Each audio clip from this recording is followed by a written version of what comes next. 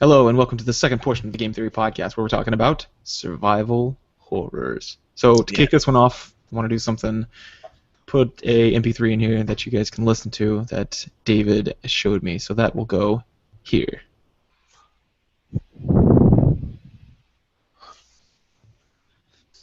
Oh, if you're a total asshat. Nailed it. Nailed it. Oh, man. Yes. So, surviving prostitutes. I have a lot of research for this one. So, what do we got? Surviving what? Prostitutes? Survival horror? Yeah. Oh, horror. Nice. Oh, never mind. Oh. I've got nothing. I've got no research. I need some It's new all show you, man. notes. I got some new show notes. Ugh. Yeah, no, survival horror. So the thing that makes this so interesting, I think, and a cool topic to talk about is that what the fuck? Like, first of all, survival horrors in movies have been around forever, right? Sure. Since like Romero, Evil Dead, that kind of thing. Like similar survival type horror, but in the sense that like you are alone and you've got limited resources and you're scrounging around as a survivor and you've got zombies all over the place, right? Essentially, that's the plot of a lot of movies. And the games like barely started picking up on it. They're like, oh, there's like a cult like following for zombies. I think everyone knows that. And then they just started like trying to make movie or games about it. And so many of them sucked so bad right away. I feel like zombies came into culture probably like 5 years ago, 6, 7. Probably with the Night of the Living Dead remakes and the Dawn of the Dead remake with the Mall. Like that was kind of when they started getting mainstream. 28 Days Later. Yeah. And it hit like a truck. It was crazy. And then Left 4 Dead came out. I think was that the first like zombie game? Besides Resident Evil. Oh yeah, Resident Evil. Yeah, that was like part of that cult following that I don't feel like that was part of the explosion. But then again, I don't know. Resident Evil for the Wii, the 4 came out, and that was just straight up good. It was straight up fun, at least. So. Well, yeah, and pretty mainstream successful. A lot of people know that game. Yeah.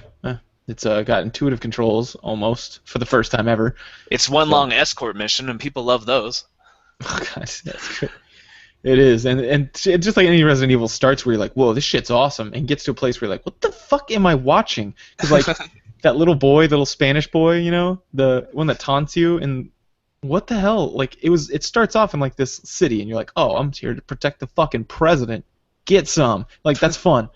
And then next thing you know, you're like in this weird building, and like this guy's talking to you about a death cult or George Washington or some shit. I don't remember, man. That's Capcom for you, man. They I don't know who does their writing, but they have a hard time remembering what the game's about. Yeah. Like I want to see a YouTube video that's just the Resident Evil franchise storyline summed up in about 5 minutes, because it would be just chaos. It'd be madness. Yeah, you'd be watching someone's fever dream on LSD. Like Resident Evil 1 made sense because it's small and the story writers couldn't do much because it still had like Wesker, who was like a super ninja with crazy eyes, and you still kind of got crazy at the end where you're like, wait, what's even happening? I just fought a zombie shark and now Wesker's doing flips and stuff. I guess he's a zombie, but not. Resident Evil, man. I feel like okay, so probably what happens is they got someone on there like us who like has their thumb on the pulse of zombie. I think for the most part we get it. And then they have like one guy that's for some reason has equal pay who's just fucking out of his mind. Like he was like, okay, so I got this idea: Resident Evil, Nemesis, and the cool guy, and the other guy's like, he's like, okay, I'm with you, and he's like, okay, and you got like one that like imagine if the Z virus or the T virus got a hold of someone and just went crazy, right? Like a bazooka arm crazy, and the other guy's like, oh yeah, and he's like, okay, and like it's hunting you the whole game, so like there's that pressure on. And the other guy's like, oh yeah, and he's like, and that's pretty much my idea. That's all I got. What do you bring to the table? And the other guy's like, can we make a helicopter a zombie? Like it's just, she's made out of leeches. She's a woman, but she's made out of leeches. Wait, what? Leeches at you. Okay, yeah, we can work that in. Is there a reason for that? No, I just think they're weird. Leeches are scary. And you're like, yeah, I guess so. Yeah. Imagine, like, zombies chasing you. Stand By Me when there were leeches on those kids? That was scary.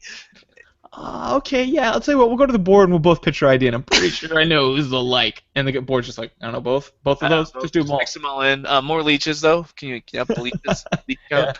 I feel like you're kind of dominating the conversation, smart guy, so crazy guy do a little too. Yeah. I think that their names are smart guy and crazy guy. We probably should have known by now that we shouldn't. When we hired them, we should have probably looked into that. Is this your real name, Crazy Guy? Guy That's it. The wild card. Oh, we do need a wild card. All right, you're hired.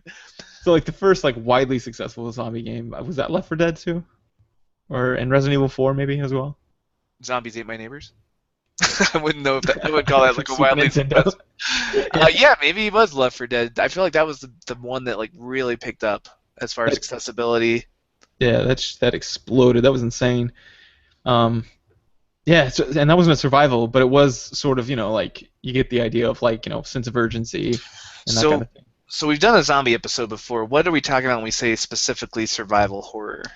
So like, okay, so with zombies, there's a few different ways you can use zombies, and like one is like the backdrop, right? Like the setting. They're the thing that like is just incidental. It's just the very real threat of death if you fuck up, right? Mm-hmm. So like you're walking across a tightrope across two buildings, and the zombies literally just mean the ground is lava. When you played that as a kid. Right. There's no other reason. They're just there to be. Yeah, the ground's not going to come up and grab you, but if you fall, the reason you're dead is because the ground was lava/zombies. Yeah, and the thing about zombies is, and that's why I think it's widely attractive to so many perfectionists, and that's a theory of mine. I don't know if that's true, but so it's sort of circular reasoning. Here's some evidence that this theory I made up was true. Okay, I'm on board. Is that tell me why the other shows are too speculative first, and then tell me. yeah. This one is wildly speculative, but is because if you do everything right in a zombie film, you live. It's only the people who are dumb, right, and do dumb shit, like. Yeah, because that way you can second guess them from the couch and be like, "Oh no, you can't trust that guy. He's clearly been bitten." Yeah, and so which is the beauty of Telltale Games, right? They make you actually put your money where your mouth is and make the tough calls. Exactly. Like people, to die to zombies to the floor is lava. To die to a lava floor, it's just something you weren't athletic enough or something. It's not like you can't fuck that up if you do well. Yeah, unlike life, which is so random and shitty, like you might get hit by a car tomorrow. Yeah. Like the zombie thing is attractive because if you die, you kind of had it coming. It was your fault, which means that you won't die if you're just careful. Like you have more control over your fate. Exactly. We're better than them in every way. Most monster movies are the thing is faster than us or smarter than us or invisible or whatever. It gets you. It gets you because you're unlucky. But with zombies, it's more like you did something wrong or you chose to be with the wrong people. Yeah, someone else did something wrong. Someone made a mistake. Yeah. Because if a zombie gets you, you're kind of zombies are essentially just humans without the one thing that makes humans successful as predators: our brains. Yeah, and they're slow and they're stupid. They have all of our sluggish klutziness, but also our lack of any kind of defenses or offensive weapons. Yeah, it's a slow-moving wall. They're stupid. Yeah. And they're super strong, so like you can't but still that's like that just makes your errors more threatening. And they don't even seem to be that strong anymore. Like you watch The Walking Dead, they just kind of fall apart when you touch them. Yeah, that's true. They're just kind of rotting corpses that if you were stupid, they might bite you. Well, zombies they made a lot of change too over time. Like they've gotten really disgusting. Whereas like one of the first zombies was that one in it was Romero, right? What's the one Night of the Living Dead, I think it was called. Mm-hmm. And the zombie talked. Like it goes brains, and then it would say things like "Come back, I hungry" or whatever. And he looked like a tar man. You can Google it.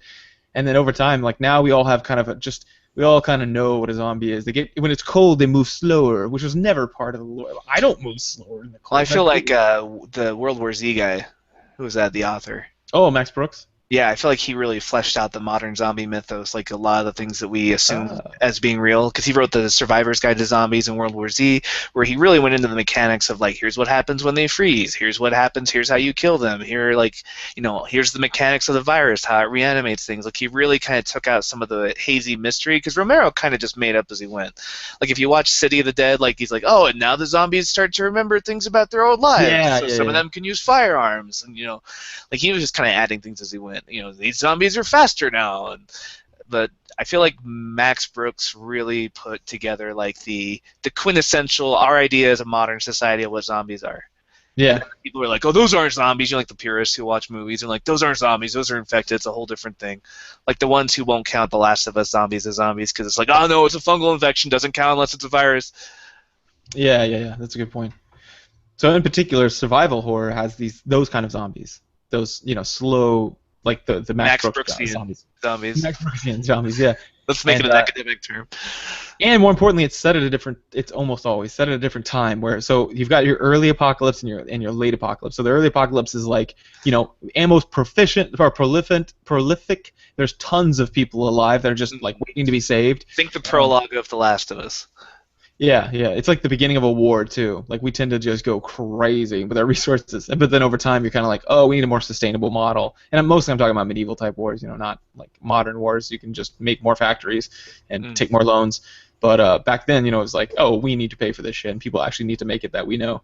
So yeah, like you kind of wore down, like the rations, for example, in World War I, wore down to the point where they couldn't fund their people. That's like a survival war, to the point where resources are just really slim and you have to be more of a survivalist. It's like Napoleonic Russia, where you're just eating your horses and the leather of your boots, and it's more the winter that's killing you than the Russians. Yeah. So this would be like more of that, like late apocalypse. It's like I Am Legend whenever you watch that. Just running around in a car that never runs out of gas, just shooting your unlimited ammo at things. Oh no, I was talking about like the one with Will Smith, right? Yeah, that's what I'm thinking of. At the very end, where he's kind of all alone. I guess the flash forward, I should say. Yeah. Remember where he's like walking along with all that gray hair and stuff? Oh yeah, I was thinking of, like most of the movie where I'm like, man, he seems to be having a good time. I wish I was the last man on Earth. Oh yeah, no, that's a bad example. You're right. I forgot about that. I had selective memory because that's how it works. And yeah, not like that at all. But like the more depressing, like you walk into a city and it's just quiet, or it's overrun by nature. Yeah. And, like, or most of the Last of Us game, like after the prologue, where it's set at like 20 years later. Yeah. Like these vines have taken over everything, and it looks like those documentaries like Earth After Humans. Remember those where they'd show like what cities look like once kind of nature reclaimed them? Yeah. What do you prefer? Do you prefer like day after infection, or do you prefer like 20 years later? Actually, I used to love the late one because I went to survival school, so I can do cool shit. But now I like them both equally because I also like games like one idea for a game that I'm gonna talk about later. You'll see why I mean that. But what about you? I don't know. I think I like the long after society's fallen apart thing, because it kind of, there's no more hope that there's going to be a cure. There's no more hope that the government's going to come out and save you, or the army's going to show up. It's just kind of like, well, we're fucked. I don't know. It goes back into that kind of Locke Hobbesian sort of, let's make a social contract. Let's see what kind of societies survive this long, and what their government would be like. I'm interested in the sort of political science nature of it. Oh, okay, yeah. I like that part too. There's something I definitely don't like about the early apocalypse ones, and that's that humans are typically more aggressive then. Like, I say that because there's unlimited. Well, I wouldn't say more aggressive. They're more effective in killing you because like in the late apocalypse one, if you run into a human, they might have a bow, they might have 2 rounds. In this, it's like Mad Max. They're driving around in trucks that they've like put guns on. It's crazy. And it's also hard to understand how it could have ever gotten to that point in the original one, because there's so many humans and so many bullets, and zombies are so shitty, and their only advantage is numbers. So, like, if you get the infection quick enough when there's like 12 people, I don't see how especially any place in America, would have fallen to a zombie outbreak. Yeah, well, it's probably not vaccinating their kids. Yeah, that's true. Causes autism, right? See? See? Yeah. But like seriously, if a zombie wandered into Oxford, Mississippi, or 2 zombies or 3, like let's say that was patient 0, and let's say he bit everyone in that hospital, so there's like 100 zombies now. Like, how far would they get to downtown Mississippi before they were just shot to pieces by everyone? Yeah, they're not very far. Yeah, like, if people thought there was a legitimate threat and they could take out their guns and use them, they'd be using them. Yeah. So even if there were no police, like there's enough armed civilians in America where you're like, oh, zombies, and we're also primed for a zombie outbreak at this point. Yeah, well, and there's an advantage that the late apocalypse ones have, and it's just whitewashing the backstory, which is nice. Because you're like, something happened, shit went down, and now it's too late to stop. But there's a tipping point where there's too many zombies to stop, and we've gotten there somehow, and now it's over. Yeah, and they usually like summarize it in like one, like quick. Like cutscene or something or whatever, or just the main character. Ubiquitous detail, like The Last of Us did the spores. You're like, oh, okay, I could see how with spores like everywhere, it'd be impossible to stop this.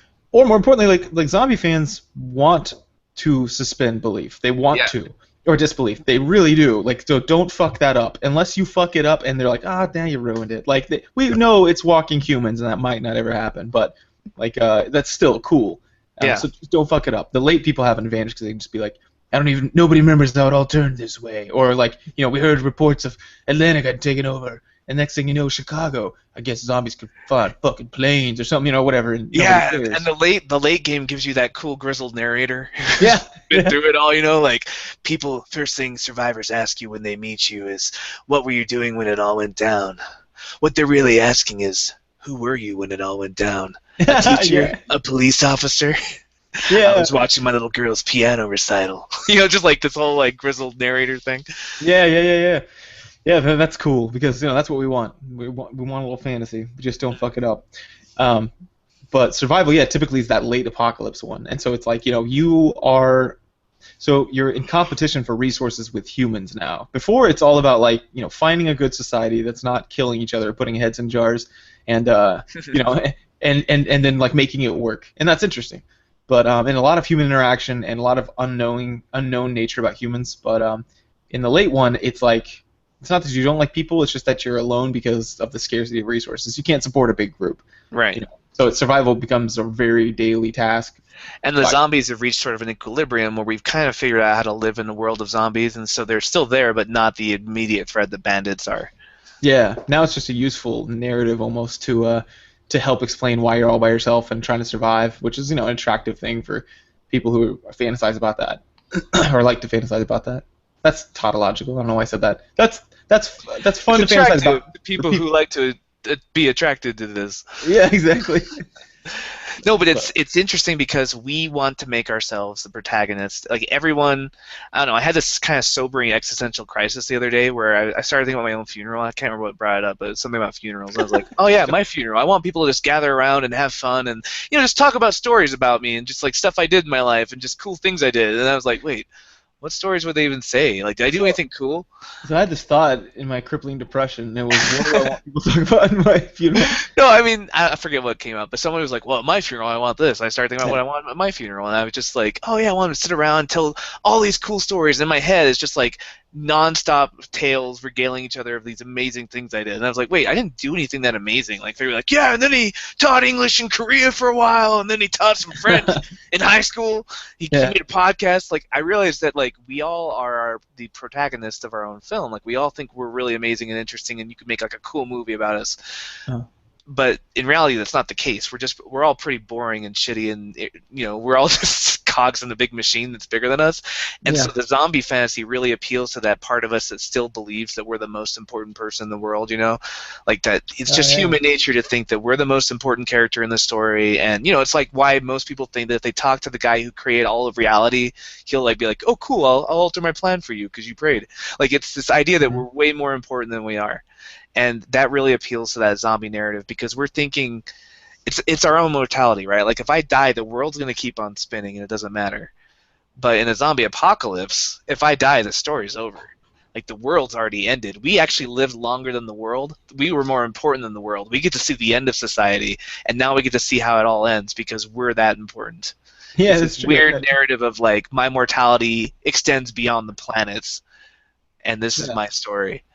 It's like nobody thinks about the zombie apocalypse, and they're like, "What would you do in the zombie apocalypse?" And you're like, probably the first to die in a car wreck because I wasn't looking and there's a zombie there." We all assume we're one of like the grizzled survivors at the end, right? Yeah. Or some people will say like, "I would have killed myself before it got that bad," but that's still putting the agency in their hands. They still think that it's like, I could have survived, but it's just too depressing, so I took myself out. I didn't have the radio on because no one has radios, and so I was cooking eggs and I left the door open and someone bit me in mine. So yeah, I was on a plane when one of the pilots got passed out, and then the whole place went down and we just crashed. Like most people in a zombie survival scenario died in the first couple days, but we always imagine we're one of the survivors because the world can't go on without us. We're so important. Like that's deep down in each human psyche, each human ego is this idea that the world will stop spinning when we stop breathing. Yeah, and we have a bias too. Like in psychology, of we expect the world to be just. It's called the just world bias, actually. Yeah. And so it's the idea that's what makes narrative so compelling. Yeah, is that you get what's coming to you. In zombie films, like just like we talked about, zombie games, well, zombie films at least, you really get that. I think that's what makes it so attractive. But Yeah. also, like, there's people who think to themselves, like, oh, well, not think to themselves. They say to themselves, like, in fact, they don't even say to themselves. They'll ask each other, like, how would you be useful in my zombie apocalypse team, right? Right. And It becomes sort of an Ayn Randian objectivist, like, you have to carry your weight. Everyone needs to fulfill a function to be part of my group of survivors. And again, Yeah. my group, right? I'm the Rick Grimes in this scenario because everyone's the most important character in their story. How will you make yourself useful to my Rick Grimes group? Yeah. And what's funny is that people like to feel like they have a role, right? They have something they do well, right? Like, not a lot of people are attracted to the whole jack of all trades thing. They actually want to be really good at something, right? Right, And a specialist. Yeah, and this like allows you to do that because one of the best feelings we have, or at least when dopamine gets pumped up in our nucleus accumbens, is whenever we complete a task and we complete it, like it's off the shelf. Like, so if you have to keep pulling it back up and thinking about it, so like if you have to monitor, if you make a pinball machine, but then you have to go and do maintenance to it every 5 weeks and relook at what you made, that's not as good for us. But like if you can just take it off the shelf and be like, yep, I did that thing. And if you have a role that you're really good at, this presents those opportunities repeatedly. You're never put into a job where you're like, I'm kind of good at it. I guess I'll go hunt, because I'm not good at hunting. Instead, it's like, oh, you get to always do that thing you're good at, and that's attractive. And you're the star of it again. Like you might have been a mediocre surgeon, like kind of a middling, never gonna really be famous surgeon, but now you're the only doctor in the city, and suddenly you're the best at your job. So again, it kind of plays to our like we're the most important person left on the earth. Oh yeah. Like yeah, you're right. Like you're not the best. You're not survival man. You're not Bear Grylls or whatever, but. No. Of your group, you might be the guy who is the best suited to surviving, off the land or something. So now you are the expert because there's no one else. Holy shit, you're right. You. Yeah, it does. That sounds attractive to me. You're right. Like, because I'm like, yeah, because then I'm the survival guy. Whereas, like, if I went to like any school right now, I haven't used that skill in fucking forever. I'm probably atrophied to almost nothing besides a couple traps and being able to feed myself, knowing what I can boil and chew on. And if you got bit by a zombie, then I'd be the survival guy. Even though like my stuff is like I can find Polaris and I know like how to find like some worms, but suddenly I'm suddenly the survivor man, and I feel cool now because that's true. Bit by a zombie. So it's just like we love being the best because it goes back to this idea that we are the hero of our own story, and we've got these massive egos underneath all these pretenses. Oh, that's hilarious. Huh? Yeah, I never thought about that. Well, I think if anything, the popularity of zombie fiction has just shown that we're all kind of assholes who think we're way more important than we are. Yeah. I think people are starting to hone in on the idea, though, as far as like survival horror games, on what makes a good game. I feel like since the beginning, even go listen to our zombie episode if you like this kind of content. It was good. I think it was number 9. But we've been saying since the beginning, since we were kids, or since I got into movies, at least zombie movies, what would make a good game, and people are starting to get towards it, through successive approximations. So what triggered this episode? What have we been playing recently that made us start thinking along these lines? Oh yeah, H1Z1. H1Z1. Plus Dying Light came out recently too, which is another zombie film by the guys who made Dead Island, but this one supposedly improved a lot over those. Right. But H1Z1, okay, so some of the characteristics about this. First of all, it's an alpha, so it's a little buggy, unfortunately. Almost all zombie games are right now. Pre-alpha. yeah. But we haven't even updated our NVIDIA drivers. But yeah, so this game is a lot closer than any other game has been so far. So like, Dead Island sucked. Although that was an early apocalypse game. And I wouldn't even classify it as survival horror because it's more just a zombie killing MMO. Like you just do quests and kill zombies and level up. Yeah, I guess so. You don't actually build shelters. You don't build a lot of weapons, really. You don't it doesn't have that survival aspect. It's just like, hey guys, we're at a beach. Go kill 10 zombies for us and report back in. And yeah, I guess that's true. I guess for me, there's no hard line between the two. But I was thinking about how you have to craft certain items, and there's clearly not it's not like looting or riots, when riots and then people start looting and breaking windows. That's like how I imagine early apocalypse scenarios, where there's tons of resources, tons of people looking for them, and people are just going, it's just anarchy. People are going crazy. Whereas late it feels like they're starting to have some semblance of a sustainable lifestyle. Like you see people with water catchers and growing plant gardens, stuff like that. plant gardens. Are there other kinds of gardens? Sorry, herb gardens and plant crops. Yeah, kindergartens. Yeah, they're going those too. Like you can start having kids again. It is a garden of children. Yeah. So H1Z1 is more of a kind of late game survival horror, right? So, yeah. What do you think some of the features are? Like, how do you know if you're playing one? Like a survival horror. I think if the focus is at least as much on like finding food, water, and shelter as it is on staying away from zombies, then it's survival horror, not just a horror game. Yeah. This is definitely that. Like, you make runs, like with a team of people to go get stuff. And I think another thing is that humans should be unknowns, and they should be rare, like your interactions. Yeah, you should assume that they're gonna kill you and take your stuff if you meet them. Yeah, it's like watching two animals that have never met, like on the savannah, basically, or something like that, or a cat and a dog that have never met. From across the room, they stop and they just stare at each other for a long time, trying to guess if are you dangerous, Yeah. That kind of stuff Which happens. is great because like JT has some great stories from like just going out in a PvP server where anyone can kill you and take your stuff. Yeah. He's just like Oh yeah. he's like trying to help people, but he doesn't know if they're bad. So he's just like, you put your gun on the ground, drop it. Okay, now kneel down. I'm gonna leave some supplies for you. We were on a run, and it was me and him, and we were actually going to go check out some bandits. We were gonna go, scout them out basically, because they had put a bunch of spikes up in the road, so that anyone who drove over it popped their tires, and they would jump out and kill them and take their car. Yeah. And these were real players as bandits. They weren't real players. Characters. Yeah, so we were going to scout it out because I have a sniper rifle. I'm always the sniper, and so I was like, I think I'm gonna go look. Use the sniping. The snipers are like 85% of their job is just reconnaissance. Scoping. Yeah. You don't do a lot of shooting. You take one shot maybe. Especially when ammo's so precious. Yeah, exactly. So I found little places where I could peek around and look at things, and but then we were driving by, and this place you do not want to be on the road just running along. Like you're in the woods, deep in the woods, like looking with like a 10 times zoom, scope is how I was scouting them. Right, because the humans are more dangerous than the zombies, so you want to avoid cities. Yeah, and then I see this guy running along the road, and I'm like, oh, I got a bandit for sure. He's got to be, right? But then I zoomed in. I was like, dude, he's got a white shirt, no weapons, and no gear. I was like, and in the game you spawn with a white shirt, or you spawn, and if you take off your shirt and shred it for materials, which everyone does, it's a white shirt, so you kind of know. And I was like, I think that guy's new. And then I was like, I'm going to keep my eye on him. So I'm watching him, and JT's sneaking around trying to find another angle. And I watch him, he's just running along the road. I was like, oh, this poor guy. You do not stay on the road in the survival zombie game.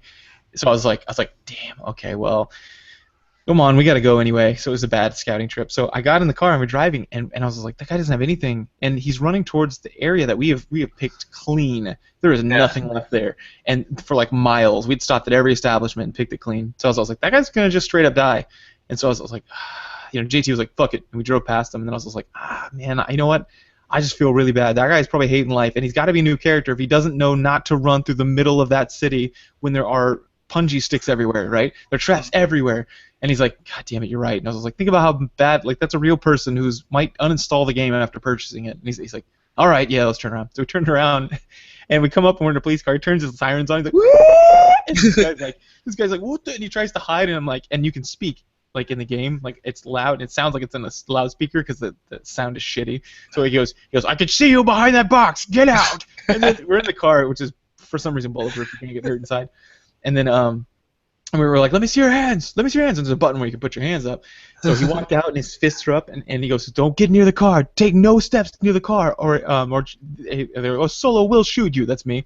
And I popped out of the car, and I took the kneeling position behind the hood, and I was pointing the weapon at him. And then like the whole time, so like he had to like he goes, I don't have a gun. And he like turned in a circle, and he goes, lie down on the ground, lie down on the ground. And then so he lies down, and he goes, face the other way. So like, because if you have a weapon, you can pop it out real quick and fire if you've got a bead on him. And so I didn't want him even looking at me. And so like I was like, basically blindfolding him, and then I was like, listen, we're not bad, we're actually good, we want to help you, but we can't trust anyone, man. Because at this point we had been screwed so many times.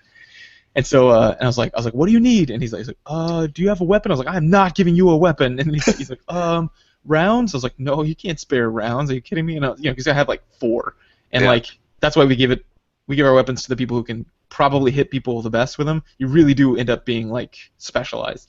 And so I was like, no, I'm not giving you rounds, man. And he goes, I don't know, maybe some food and water. I'm actually about to die. And I was like, all right. I put down the food and water like in front of me, and I was like, I'm gonna get in the car and we're gonna drive off before you stand up. You hear me? He's like, all right. He's like, if not, I will dismount from this vehicle and I will shoot you in the head. So, because we had been dealing with some bandits right before that. But anyway, it's a weird situation. Another one, we were going through a hardware store, and were you there for that, David? Was that the time where you died? No, the time where I shot the guy in the head, but somehow he lived. Oh, no. I was the one where we were, like, picking that store clean, and then somebody shot at you, and you're like, someone shot at me, I'm taking him down! And you, like, went behind the store, and they just shot you so dead. They lit me up. I remember that. And then JT was like, wait, I'm going to go check it out. I'm like, we should probably just leave. We don't know where they're shooting us from.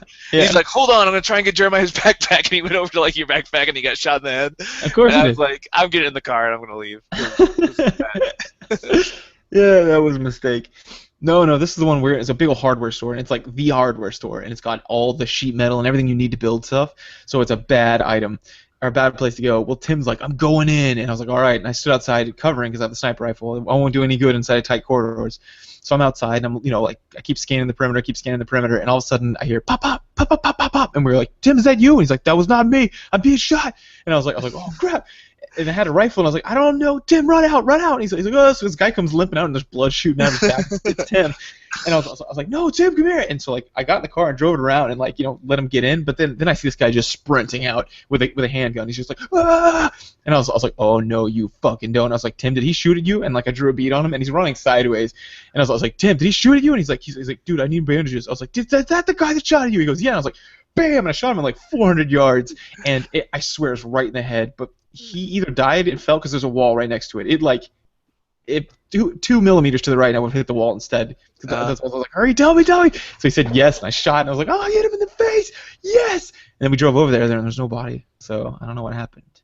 It was a mystery. It was an open field, so I don't know where this guy went. I was like, what the fuck? Turned into a zombie, walked away.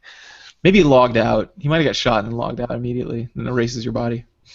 So this game is about ways we'd improve the genre. What about that game would you change? Okay, so those scenarios are really fun, but how many times did you die to a zombie? Never. Literally never. Were you ever concerned if you saw a zombie? No matter how close? Because even if they bit me, I could just, like, outrun them.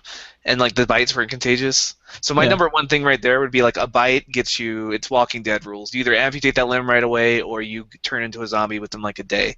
Yeah, it should be an ordeal, like a medical emergency, whether it means suicide, like kill the patient. Because or... if they're that slow and that, like, non-threatening, you have to make it high stakes if they do manage to touch you. Like, that's the only way to make them scary. Yeah, because right now, like, bears are way more dangerous than zombies. Yeah, and in survival horror, like, you're probably gonna have like a rural countryside, right? You might have urban, in which case, that might be interesting. Mm-hmm. But in a rural countryside where you see them coming from like 400 yards away or 500, they've got to have something threatening about them. Either they're loud and they draw more crowd, or they bite you and it's infectious. Like, that's some penalty. That's my second suggestion, yeah. Make it so in their programming they're attracted to noise, and make them groan every so often, so they tend to naturally clump up into hordes after a while. That's a good idea. Or head towards gunshots, things like that. Yeah, because I don't know how easy that would be to program, but give them all like a sight radius almost, but for noise, and then make them head towards the loudest noise they can hear. That would be good, because then the firefights typically happen around big patches of resources, right? Like the store. And then they'd end up getting overrun, like the police station would just have tons of zombies there eventually. Yeah, the police station, my God. That run is always dangerous. But, yeah. So, like, the ability for them to naturally form hordes, like, through an algorithm of just, like, every so often they'll groan. If they hear another zombie groan, they'll walk towards that noise. And if those two zombies are now making more noise, more zombies start coming towards them, just like they do in the actual zombie, like, settings, the Max Brooksian zombies. That would help solve. You can manipulate them too. Like, if you had ammo to spare, like if you wanted to do a run and there were too many zombies, you could go and like shoot off of draw them away, or ring the bells like in The Walking Dead, the Telltale games where they're using the bells to keep the zombies in certain areas. It would open up a lot of cool strategies. Yeah, that is cool. Instead of just always lone zombies. Like in that game, it's always just one zombie wandering around, which is fine. But you want like hordes too. Yeah, with that game, zombies were literally target practice for us. We just did arrow artillery, where like they were just there to like help us practice for hunting deer. Yeah, exactly. I think that would help solve the next problem that I had with it, was that the end game is boring. Like once we got all our sheet metal and did all our exciting runs and did like midnight raids. Yeah, then it was just like hunting and fishing simulator. Yeah, but it was really fun. Like that thing did do something right, where the time of day was important. So like for example, let's say 1 p.m. on a weekday, no one's going to be logged in because they're out. That's a great time to go do runs, just like in real life. Where in real life there's great times to go do things. Like usually night raids or something would be a good time to go do that. But yeah, like that would have been good because it would solve that because like if your establishment was really strong against small packs of zombies but hordes would instantly destroy your shit, that would be cool. Yeah.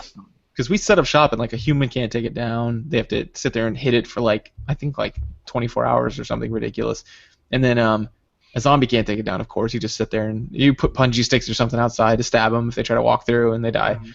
But yeah, and like towns, I'd want interesting politics too. Like places where you have to go, like safe zones maybe. Mm-hmm. Where and those things will develop naturally if you make the game have enough incentives. Like if you make the zombies actually scary enough, and I like what they did. One thing they did right was make it so you could only talk to people close to you. Like you couldn't chat to people, you couldn't type to them. So like we have to send like if there's remember some people moved in near our little base, and we're like, are these good guys or bad guys? We'd send like an envoy over there to talk to them and like negotiate terms of like you stay on your side, we'll stay on ours. We had like a whole protocol to reach out to other establishments. It was okay, leave all of your stuff behind, everything except like 2 foods and 2 water, and then go up there with your hands raised and a white t-shirt so it looks like you're white flag. Yeah, it looks like you're a newbie, and the point is you're not dressed for war, right? And so no hats, no anything. Hats is something that everybody seems to wear if once you've been playing for a second. So yeah, that's funny. Yeah, and those things develop naturally over time if you give it the right environment because humans are social creatures and we come up with these strategies to survive. And we'll do that in the game too, but you have to have enough things in the environment to make us have the incentive to do that. Yeah. Yeah. There's that's a good point. Like these natural societies would happen. It's just the zombies. The zombies in that game are just not. They said they're implementing hordes, which is good, but they're just not.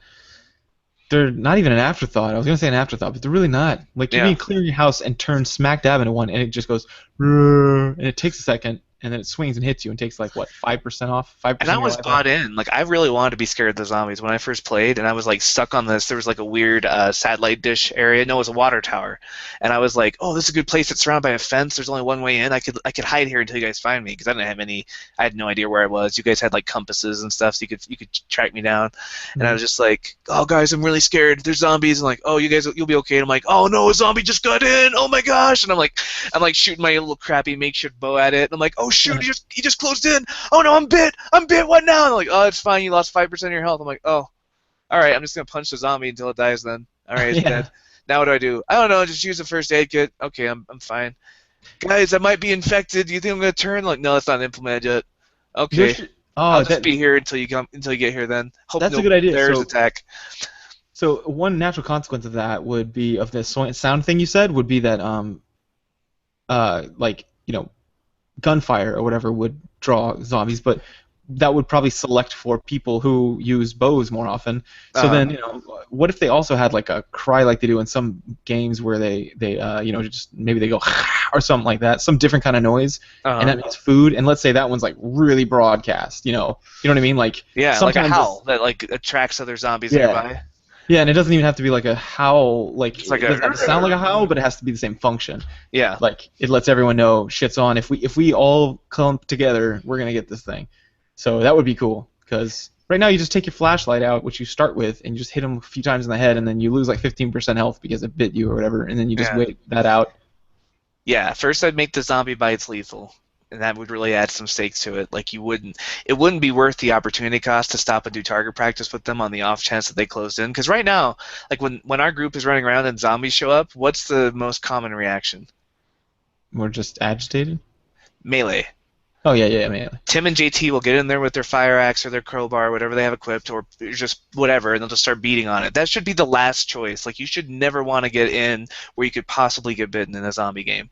I know. Like that, you should be strongly disincentivized from that. Like, we should all be wearing bows all the time. Yeah. And that part's fun because you have to Daryl Dixoning it. You have to go fetch wooden sticks, which are out in the in the woods, right? So if you're in Yeah. a city, you got to go in with a ton of ton of arrows, and there's no ammunition out in the woods. So if you want ammunition, you got to go into the city. So it keeps you floating back and forth, which is great. Right. They did that well. They did the food and drink mechanic. There needs to be food, drink, and stamina for sure. And sleep. Well. Sleep should be a resource. Yeah, it should. You should have to find a place to sleep and like find shelter, because right now we don't ever have to sleep. So there's no real incentive to like hole up for the night or anything. Yeah, and the one time I was like, the coffee, I was like, oh, coffee, this would be great. And then because it restores energy, then I was like, oh wait, eating also restores energy. So does sitting, just sitting for a while. Yeah. So I was like, well, I never have to sleep. So we play for like ever, like an in-game of like 3 days straight, and no reason. I just threw out all my coffee because I was like, I don't need that. And again, just like seeing us all gang up on a it's like a bad mosh pit. They're just all punching one zombie while I'm like trying to get a bead with my bow, but I want to shoot one of my friends. So I'm just kind of like, well, it's more effective just to let them push the zombie around for a while, and then they'll just bandage up. Yeah. So yeah, those would be my main changes. Like make the zombie bites infectious, make the zombies attracted to sound, and also that they'll generate hordes randomly by howling or whatever when they have food. And what was the other one? Actually, I was thinking about my next one. What's your next one? Well, I was just gonna say like one thing they did right was make things in realistic spots too, which we already talked about. I think on a last podcast, pretty sure we did when we mentioned this in gaming experiences. But like you find food in dumpsters, which you would. That's why homeless people go there. Ammo in the police department. Yeah. So there's hot fire spots. axes at the fire station. Yeah.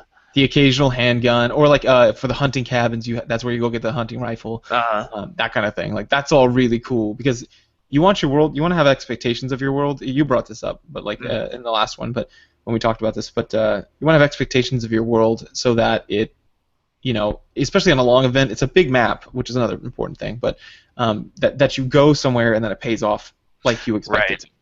Like you don't want the police station to be not dangerous because it's got tons of ammo and weapons, and then you don't want to go to a hunting rifle or to a hunting cabin and find like an Uzi. You'd be like, what the fuck is this doing here? Yeah, one of the biggest disappointments that I had in that game was when we went up to that radio station up in the mountains. Yeah. And I don't know what we were expecting to find there. I thought it'd be something cool, like a working radio or like a map where more survivors could be, something interesting that would be there. It was just like, you get a random ticket for an in-game event. It was like one of those third wall breaking things. And I was like, I feel like that was a wasted trip.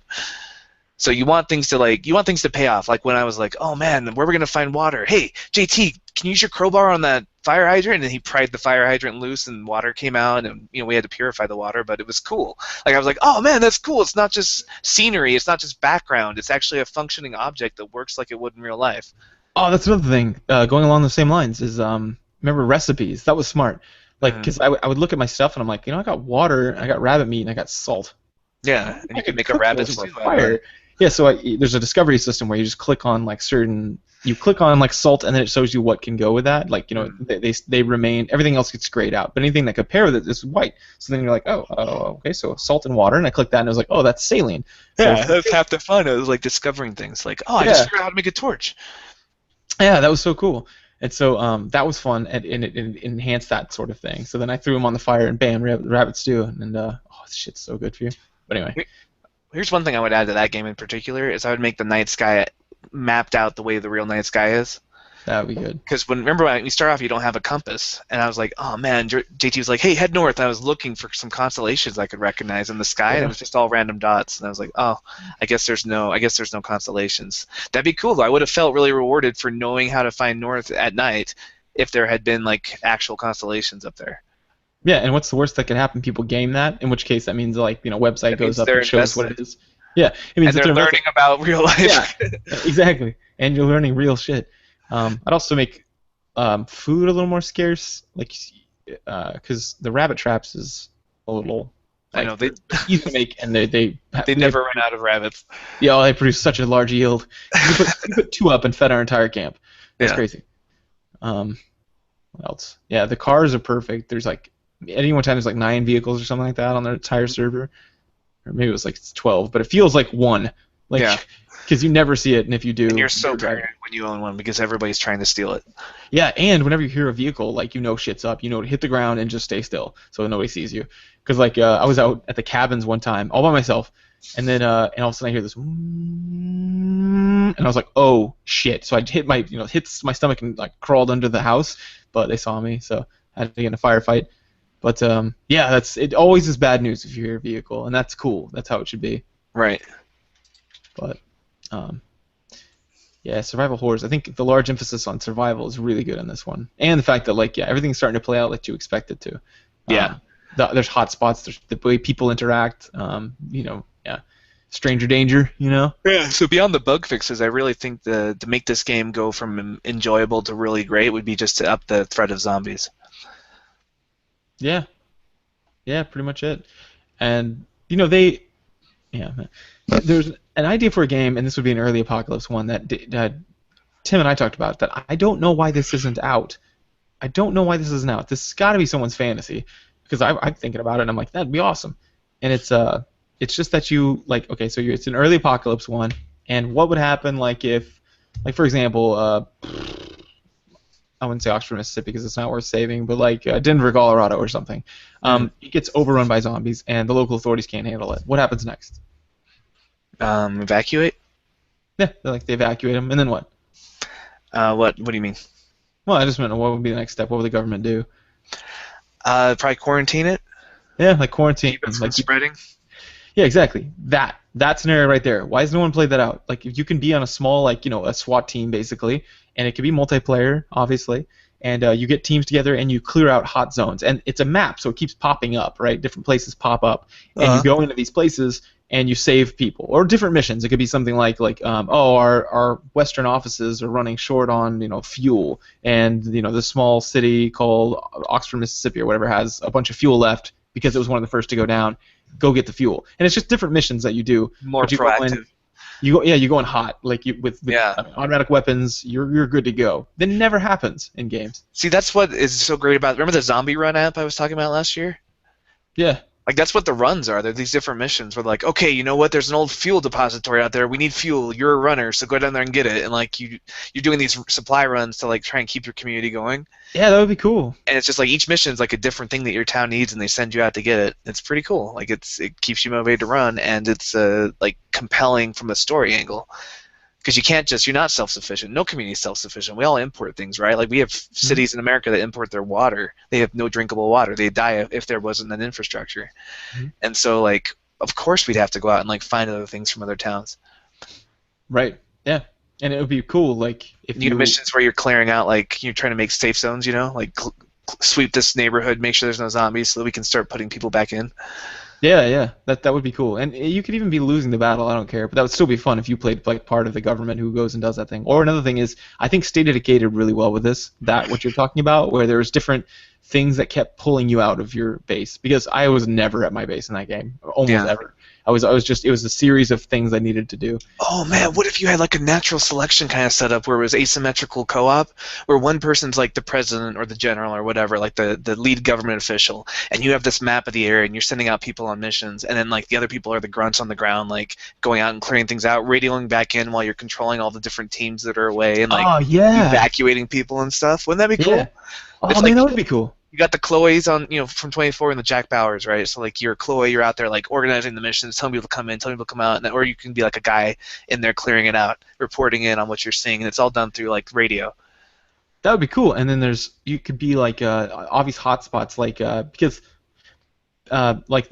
so the human's point of view or the survivor's strength would be like digging in. Once they get somewhere and they dig in real well, then they're awesome. But the zombies would be numbers, so like they could spawn a bunch, or like they would just roll. They're rewarded for rolling around in a group. That would be awesome, because then like you'd be like, oh, I want the radio tower, because when we hold the radio tower, we can something about survivors, or we can radio in supplies or whatever. Yeah. Or maybe the commander can control the entire map, so everyone can hear him. But like maybe if they don't have that tower, the further you get, you can't hear him, so you have to keep coming back to relay. And if there's like and if we're doing it like natural selection, you can even have the zombies be player controlled, but every zombie that's player controlled has a host of like another bunch of zombies that follow him around just because they're attracted to what he's doing. So like you're controlling basically a horde of zombies. That would be cool. Yeah, that would be awesome. Oh, I need that. That's a game you guys need to make. Yeah. People with programming skills. Yeah, which is not us. But yeah, I think it's survival horror. They're starting to like wean on it. They're starting to get it, right? You need to get that spirit of games or movies like The Road, which actually wasn't a zombie movie, but it kind of was. Kind of had that feeling of it. Yeah. So like that kind of thing. Is there any direction that the genre is moving in that you're worried about? That's a good question. I'll start pre-alpha, alpha, alpha. Oh yeah. I don't mind alpha testing. I think it's an important part of the game, but don't make us pay for the privilege. We're helping you make your game better. Yeah, that's a good point. We'll buy the game for full price when it comes out and alpha test it for free. I think that's fair. But this idea of like paying $60 or $50 or whatever to get into a really buggy, basically they don't have the manpower to really bug test the game, so they're just farming it out, which is fine. But don't make us pay for that privilege. We talked about that a couple episodes ago. Yeah. Bugs me. That's a good point. I think one of the things I didn't like it doing was an RPG type system. Don't like that. I don't think there's much use in that. Like it takes away the realism. Yeah, and it takes away the threat. Like if there's some point where, because you have to keep scaling up the bad guy when that happens, if the good guys are scaling up, then the zombies have to mutate to keep up, and it becomes this arms race. And also, like, it takes there already are like motivating ways of improving your character that don't level you up, like building a shelter, finding a new gun, like resources. So you can still make that rewarding sensation of feeling more powerful. Like you feel powerful in the game when you have a lot of things, but you're still level 1 essentially. You're still just a normal human. And that's what made like Dead Island. Well, no, it was one of the things that made Dead Island so shitty. Was if I'm hitting a zombie like 32 times in the head with a metal pipe, it's just ridiculous at that point. You're like, what the hell is going on right now? Level up your pipe hitting skills. They didn't explain it. They weren't like, oh well, after you have it for a while, you actually get these plates in your head, that protect you or whatever. No, it was just like, just an RPG, and I think it's a horrible way to go. With the system, because it just takes you out of it, the realism, and plus you don't want to get stronger. Then it takes away the fear, the horror part. Right. Horror games should not have an RPG system. That's weird. Yeah, you should always feel kind of helpless. Yeah. So, yeah, I guess that's pretty much it.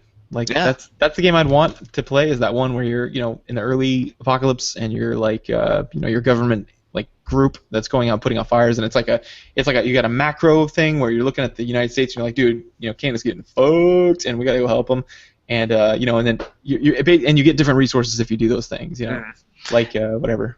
Add some asymmetrical combat to that, and I'm on board. A little asymmetrical co-op where you have a commander and some grunts on the ground. I think that'd be cool. Really fun in a zombie context. And you could have a lot of different kinds of missions. You could have survive. Obviously, when you get survivors, you run in and or you could do like a sweep and clear. Let's say like where you need to move. One of your bases is getting too full. One of your like human pins, as the government, you just get a bunch of people sleeping on floors, and you're like, we're getting too full, man. We got to clear out an entire city. So like you just go and just clear it out. And the best part is it's not sustainable. Like you're not winning, but you're just trying to survive, and then trying to salvage as much as possible as you. It's like a running retreat where you're shooting, but you're falling back every time. Yeah, exactly. So I think that'd be really fun. Like a mission where like a power plant is about to go nuclear, or shut down, and you have to like get all the resources you can out of that city before it just explodes. Oh, that's cool. Yeah. There's nothing cooler in an action movie than something blowing up behind you. Yep, and you don't look back as you walk away in slow motion. No. Also because it's radiation, it'll probably kill you. I love that scene in The Other Guy when like the explosion happens and they're on the ground going, it hurts so bad. I call bullshit on all those movies. It feels like my lungs are on fire. I can't see. I think I'm blind. Yeah, the heat was so much. Yeah. Yeah. Well, cool. Well, I hope you guys enjoyed that. If you guys have any other ideas if you want to help improve our awesome idea of a game, that'd be good. But if you have any other ideas about survival horror games, let us know. Or if you know of any that are really good. There's a lot coming out, like a lot. Go look at Steam Greenlights. Ridiculous. Or Xbox Live Arcade. Pre-alphas coming out. Yeah, like tons. So, anyway, if you find one, let us know. I played The Force. Don't even suggest that. That game was weird and shitty. It was really fun for like 2 hours. Not a fan. No. And they're not really zombies or cannibals, but whatever. Had a cool start, though. But anyway, cool. Then I guess we'll move on to the feedback session.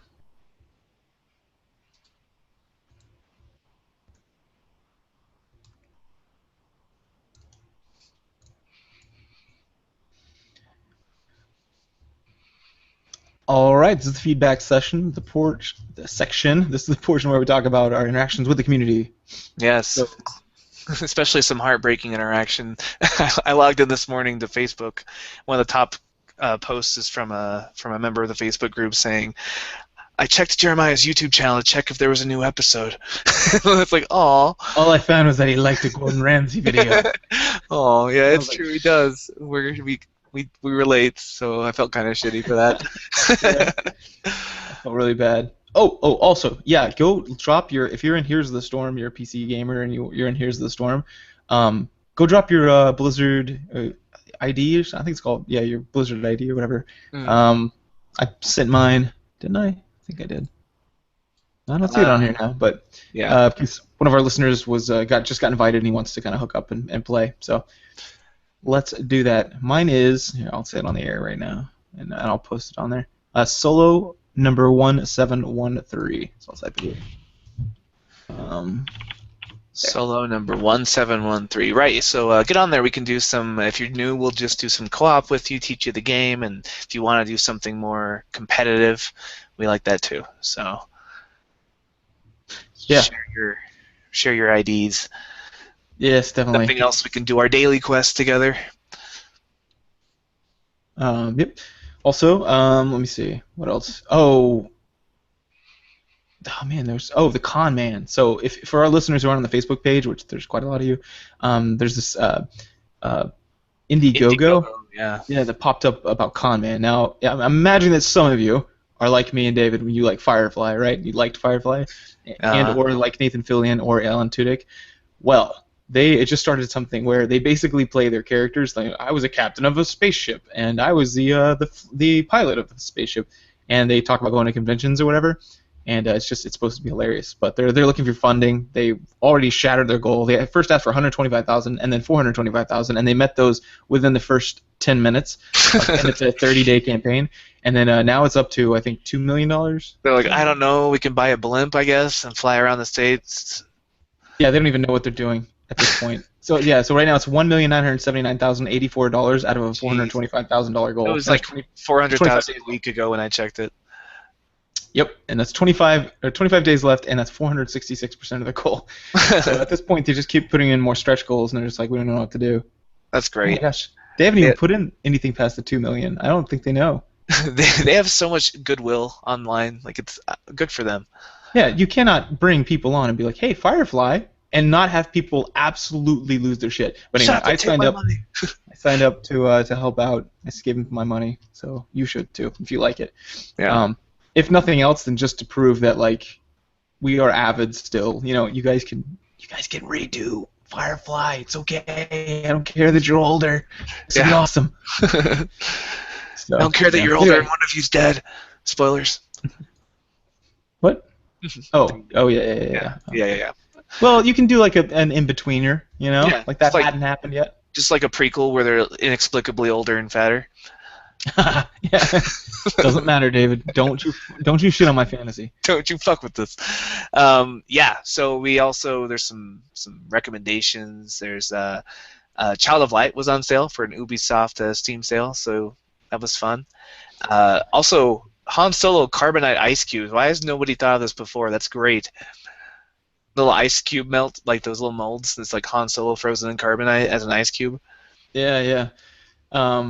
Also, there's we had a lot actually. Maybe it's just been because it's been 2 weeks, but that Super Smash Bros. Hidden Lore that Patrick put up, that was pretty cool. Oh, yeah. And the Superhero Beatdown. That's what it's called. Superpowered Beatdown. Superhero Beatdown. Yeah, Captain America versus Master Chief. Yeah, which is relevant to our interests. But they also have a bunch of other superheroes fighting, so it's interesting and it's really well done, like really well. So you should check those out. I still prefer the research that goes in the what is it, Death Battle. Yeah, those guys are much better. But this one is like, it's visual. You see two people fighting. It's amazing. Well, the other guys do it too. It's just this was more, I think, higher production values probably. Because it's instead of like sprites battling, it's the actual actors. Oh, yeah. And I'm just now seeing that somebody said, do you really think media has no impact on behavior? And I didn't answer. So, yes, I do think weigh in on that.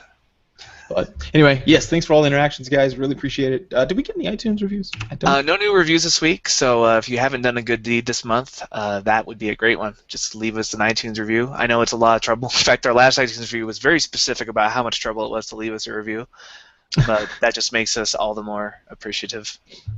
Definitely. Oh, man. You can also email any questions to us to thegametheorypodcast@gmail.com. You can follow us on Twitter. Yes, at twitter.com/gametheorypod. Additionally, join the Facebook group, like you already said, and yeah, if you guys are into like using our thoughts on religion as well, we do another podcast now, the God Theory Podcast, and we're just about to release it. Yep, about to go live, so you can find that on iTunes and Stitcher and everywhere else that you find podcasts.